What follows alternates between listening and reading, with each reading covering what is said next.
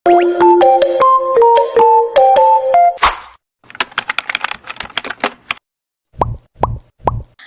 guys! Welcome to my mini vlog, a day in my life as babaeng emote nga kunada, charot! Ay sorry, pudno gayam, cha! Makikita yu detang ubing nakakulkulit data tila ada nakubray na dita baybayon. Ako nakapangpangas pa yun. Ay nako, ito, nanggaling ako nito ng Baguio, nagpasya lang ako dito para makita tong kulit na to. Kasi birthday niya. Syempre, birthday ko rin, alangan siya lang. Isa lang naman ang buwan namin, no? Uno siya, 14 ako. Kaya ikaw batang makulit at syempre sa akin, happy birthday to us!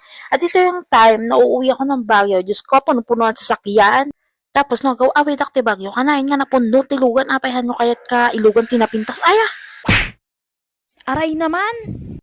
Nagsasabi lang naman ng totoo. Gunggong! Barinig kita sa mukha eh!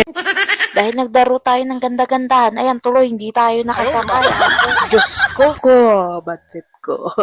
Feeling maganda, ayan, naisipan na mag-broken trip, tulawag.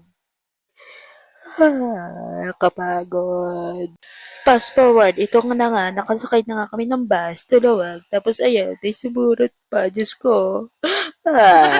Well, enjoy naman ako kasi kasama ko sila. Biglang desisyon na sumurot sila papuntang Lawag dahil ako'y walang masakyan papuntang Baguio.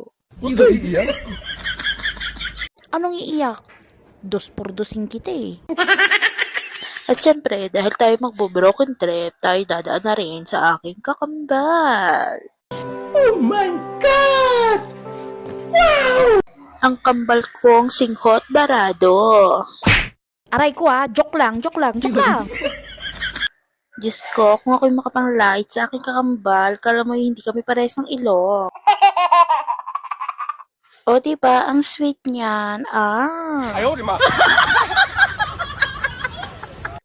So guys, hanggang dito na lang muna tayo. See you sa part 2.